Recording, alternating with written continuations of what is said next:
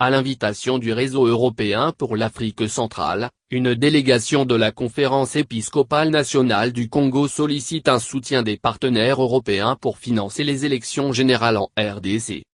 La dynamique en vue des prochaines élections générales de décembre 2018 en RDC se met en place. Alors que les formations politiques de la majorité présidentielle et celles de l'opposition se préparent, la Conférence épiscopale nationale du Congo, SENCO, s'active également pour que le processus électoral soit conduit à son terme. D'où le séjour à Bruxelles de la délégation conduite par le président de la SENCO, Monseigneur Marcel Utambi, archevêque de Kisangani, à l'invitation du Réseau européen pour l'Afrique centrale.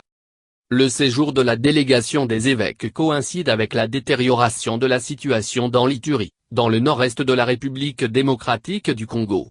Pour l'heure, le conflit intercommunautaire entre les agriculteurs landus et les éleveurs Homa a provoqué l'exil d'au moins 50 000 déplacés internes, sans oublier les 65 000 personnes réfugiées en Ouganda voisin. Le secrétaire général de la SENCO, qui fait partie de la délégation, explique qu'il attend notamment un soutien financier des partenaires européens.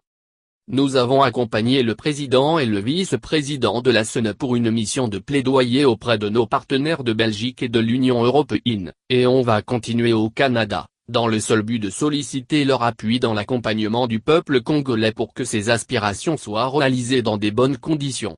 Concrètement, on demande leur implication en termes de finances, de la logistique, de l'humanitaire, et d'expertise pour que les conditions soient réunies afin que les élections soient organisées de façon à mettre fin à la crise.